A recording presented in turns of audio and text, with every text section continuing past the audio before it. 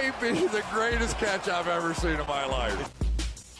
Okay, so I know we have not talked a lot about rookies on this channel because we've mainly been focusing on rookies over on the Dynasty channel.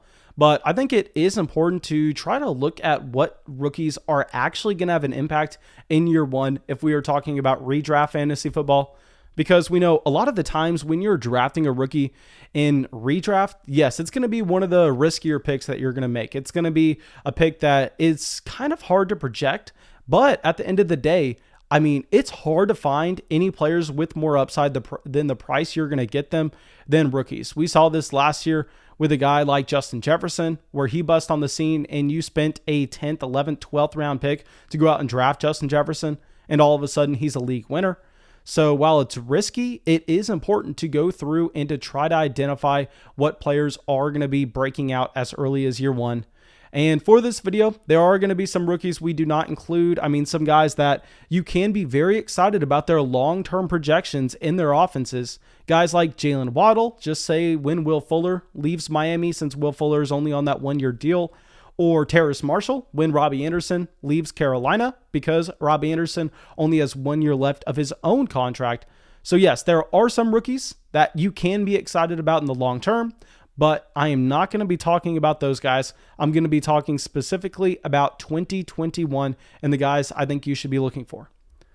Now, of course, guys, if you have not already, go down there, drop a like, leave a comment, subscribe to the channel, and more importantly, hit that notification bell next to the subscribe button. That way, whenever we premiere these videos, like we do with every single time, and I'm just hanging out on the live chat the entire video, you can come in, get your questions asked, get them answered.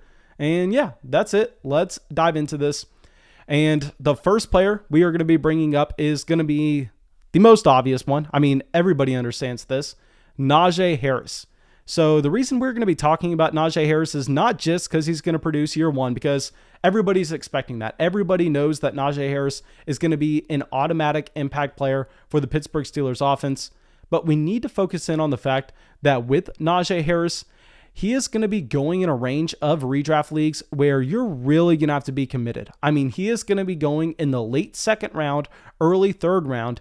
And if we compare this to some rookies last year, honestly, this is a decent price point. This is not that expensive if you're comparing him to where you had to draft Clyde Edwards-Helaire within the top 10 picks of last year's redraft league, where we're looking at Najee Harris and we're going, okay, he's going to a situation where, yes, the offensive line isn't nearly as impressive as it once was in Pittsburgh, but at the very least, we know that this offense should have a decent amount of production. We know that given the weapons that they have throughout, even with Ben Roethlisberger not having an extremely strong arm, even with Ben Roethlisberger having some of his own concerns, I think you can be expecting that this offense is going to be at the very minimum, just say average with their expected efficiency levels. And if they're going to be in that range and Ben Roethlisberger can limit his turnovers, then they should have a decent amount of sustained drives. They should be able to make it to the red zone. And we know that is going to be very important with Najee Harris, as you should project the majority of his production to be found in the red zone as he profiles to be the goal line running back in Pittsburgh. Now, if we are looking across this backfield in Pittsburgh, I mean, there really isn't going to be any running back to take touches away from Najee Harris as early as week one. I mean, you do have James Conner going to Arizona. Yes, there's Benny Snell, there's Jalen Samuels, and there's Anthony McFarland on that depth chart. And I know we bring up those names and people kind of get a little concerned just because those have been some of our favorite zero running back targets over the past few years, because you've always been trying to chase whatever running back is going to be the starting running back in Pittsburgh at a discount, given the fact that we have seen time and time again that Mike Tomlin is always going to be looking to use a 3-down workhorse running back. So just say Anthony McFarland or Benny Snell, they fell into a role like that, they were going to be valuable. But the reason you were very excited about them in fantasy was because of the potential for the situation. It was not because the talent in the slightest. You can come on here and you can safely say that Najee Harris is in a clear tier of his own day one in the Pittsburgh Steelers backfield in terms of his overall talent profile. Another important thing to mention with Najee Harris is he's extremely old for a rookie, which, yes, is a red flag on most profiles. But if we are talking strictly 2021 fantasy, I think there it's going to be a little bit less of a concern. Y'all know with Dynasty, we talk about it all the time. We talk about having that long-term ceiling. You want to be chasing those prospects coming into the NFL at 20, 21 years old. But if we are strictly talking year one impact, I think that being 23 years old, being pro ready for Najee Harris, maybe isn't a bad thing. Maybe it's a good thing based on what we saw at Alabama last year. This is a running back that has the size to be a 3-down guy. This is a player that if you look at his receiving production in Alabama compared to the other players in that backfield, Najee Harris is clearly a great wide receiver talent. Great receiving running back, which is surprising to say. But if you dive into the numbers, I mean, Harris does look good receiving the ball out of the backfield. So Najee Harris, based on the situation, I mean, he is deserving of that second round redraft pick because he can walk into 300 touches as early as year one. Okay, so now let's go over to the wide receiver position. Really, one of the few wide receivers that can even talk about making this list is going to be Ja'Marr Chase. And here with Ja'Marr Chase, I am on record saying if you have to ask me who you're drafting in Cincinnati in a redraft league for 2021, we would prefer T. Higgins over Ja'Marr Chase. But that does not take anything away from Chase and the production he should see right away. And I know that a lot of people are going to be looking at this and going, hey, Mason, Ja'Marr Chase hasn't played football in a year. Mason, T. Higgins is there. Tyler Boyd is there as well. How are we expecting Ja'Marr Chase to come on the scene automatically and be an impact player in fantasy? And simply, there are a few things here. A, Ja'Marr Chase is an elite prospect, an elite talent coming into the NFL. We know that cream rises to the top. We know that if you're betting on those players with talent, most of the time you are going to be right. The second thing here is Cincinnati is deceivingly a very good landing spot. Now, we talked about this pre-draft. We ranked the landing spots. I don't know if that was for the Dynasty channel or for this one, but nonetheless, we had Cincinnati as a top spot for one of these wide receivers. And it's not because, I mean, we don't like T. Higgins. We love T. Higgins. But it was because Zach Taylor with Joe Burrow under center showed that they don't mind dropping Joe Burrow back 45 times a game to pass the ball. I mean, this should be just like Dallas. This should be almost identical to the Dallas Cowboys in that the passing volume is going to be absurd. So here you're meeting talent with volume, and usually that talent brings efficiency. Now, we also know that Cincinnati, they are going to be running nonstop 3 wide receiver sets where, I mean, I think that this is a perfect build. You have Ja'Marr Chase being someone with speed, being someone that can stretch the field for Joe Burrow and really allowing everything to operate underneath. You have T. Higgins as that traditional X-alpha wide receiver. You have Tyler Boyd in the slot. So Ja'Marr Chase, he's going to be a week 1 player. He's going to be someone stepping into an offense with a ton of volume. He's going to be someone that you need to get excited about. Okay, so now let's go over to Devonta Smith. And here with Devonta Smith, yes, I'm going to be the first person to say the floor is low.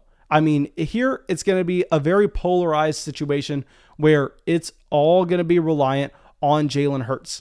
Now, y'all know I am on record of saying Jalen Hurts is a quarterback that I love in fantasy. And we have said this sentence so many times before, but the question is, what is the passing volume going to be looking like in Philadelphia? Now, if we were talking worst case scenario, you could be looking at Jalen Hurts being a quarterback that does not have the arm strength. He does not have the arm talent to allow the Philadelphia Eagles to be a heavy volume passing attack. Best case scenario, he's Kyler Murray. Best case scenario, he does have that capability. And here with Devonta Smith, it's very similar. I mean, worst case scenario, you're looking at a wide receiver that's 166 pounds and simply doesn't have the frame to be a high volume wide receiver in the NFL.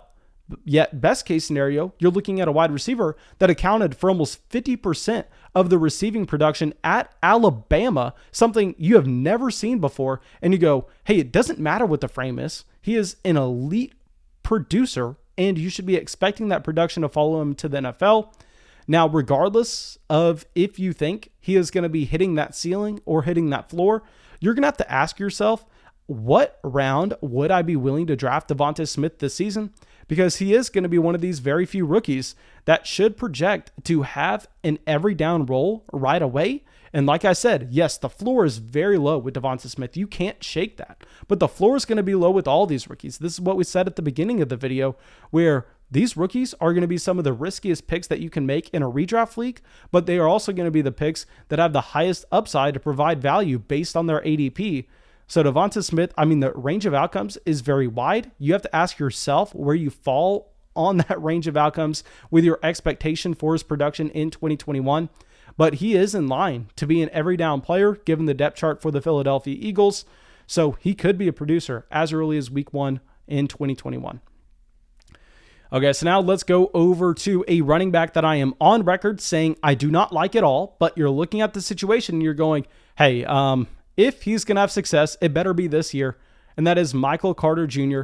Okay, so here with Michael Carter Jr., I know that we have received so much hate on him. I think it's simple, to be honest. I think that the Michael Carter Jr. evaluation is kind of straightforward. You're looking at a running back that is undersized, not just his overall weight, but his BMI as well. That's the number one thing that you want to be looking at. You're looking at a running back that is not particularly athletic, which, I mean, that is a killer if you're an undersized guy. And you're looking at a running back that lasted until day 3 of the NFL draft. So we have used this comparison so many times before, but I am viewing Michael Carter Jr. as Devin Singletary. Yet, if we were talking about the New York Jets situation, I mean, if you plop Devin Singletary into the New York Jets, I mean, he is most likely going to be battling for the starting running back job there. I hated Singletary coming out. I hated Michael Carter Jr. coming out. And if I am making my own bet, I would probably be going with the field. I would probably be taking either LaMichael Pirine or Tevin Coleman to be the guy that you want in New York. But nonetheless, if we were talking about situations, if we were talking about players that should get snaps as early as week 1, Michael Carter Jr. kind of has to be on that list because he falls to a depth chart where really there's nobody else. So I'm going to be saying that, yes, a lot of people are going to be expecting year 1 production from Michael Carter Jr. And you should expect the ADP of Michael Carter Jr. to reflect this. But I want to be on record in saying that if you're drafting Michael Carter Jr., you are drafting a player that doesn't really have a high floor based on the fact that he went in the range of the NFL draft where he is not guaranteed touches at the NFL level. Now, yes, we can say touches are likely given a situation, but they are not guaranteed. This is not a Najee Harris. This is not a Travis Etienne. And you're also looking with Michael Carter Jr., an undersized running back with no athleticism. So you're going, hey, I mean, even if he does win that role, which he probably will given the situation, I mean, the ceiling isn't there. So you're going to have a lot of people drafting Michael Carter Jr. early based on the fact that he does project to get those touches in New York. Personally, I'm going to be avoiding because I would prefer a running back that has access to an elite ceiling, someone like Kareem Hunt, where yes, maybe he is the second running back in Cleveland, but if things broke right, you could see Kareem Hunt being a top 5 running back in fantasy. You could see his frame, his receiving game capability, the offense he's playing in produce that result. Now, with Michael Carter Jr., he is going to be an impact player year 1. I think that the ceiling is going to be lowered to a point where I'm not too interested. But of course, that's my preference. I target players with high ceilings. I really don't care about the player's floor or their median projection. But like I said, he should be someone getting snaps as early as week 1. So he's someone that has to be on the radar for redraft leagues. Okay, so now let's go over and let's talk about Travis Etienne. And now if we are talking about 2021 fantasy, I think a lot of people are going to be looking at Travis Etienne and they're going to be scared. They're going to be going, okay, James Robinson was so impressive. Year 1, James Robinson looked like a workhorse running back. He was efficient with his touches if you were considering the context of the offense he was playing in. Yet, throw all that out the window and just look at the fact that you have a new coaching staff coming in. You have that coaching staff then deciding, knowing the personnel on the roster, knowing James Robinson is there, that Travis Etienne is worth the first round pick. Travis Etienne, my running back 1 going into the NFL draft, given the team investment, this is the exact opposite situation of a Michael Carter Jr. I mean, I would be willing to bet any amount of money that Travis Etienne sees more touches than Michael Carter Jr.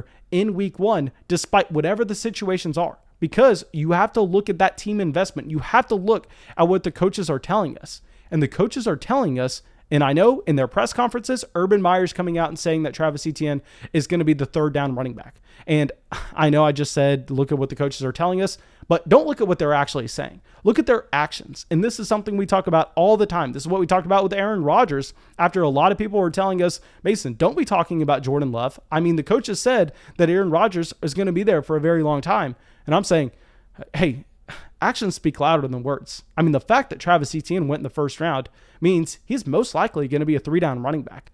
And if James Robinson being there keeps the ADP down for Travis Etienne, you need to make sure you're taking advantage, because I promise you, Travis Etienne is going to be a player you can start within the first month of the season. I can guarantee you that Travis Etienne is going to have that early season role. I mean, just lock it in. It doesn't matter how talented James Robinson is. The coaches clearly want to feature Travis Etienne based on that first round NFL draft capital. He checked every box coming into the NFL draft. Chase Travis Etienne. Now, thank you guys. I really hope y'all enjoyed this video. Of course, if y'all did, go down there, drop a like, leave a comment, subscribe to the channel. It helps us out a ton. And yeah, thank you for everybody who came out to the premiere. I truly appreciate Premiere Gang, because I promise you guys, y'all are the #1 thing that is helping the channel grow. And that should be it. I will see y'all with the video tomorrow. Thank you so much for everyone supporting the show on Patreon. And Dominic, Jim, Carl, Jesse, Tyler, Eric, Colby, Cameron, Mike, and Marcus, thank you guys.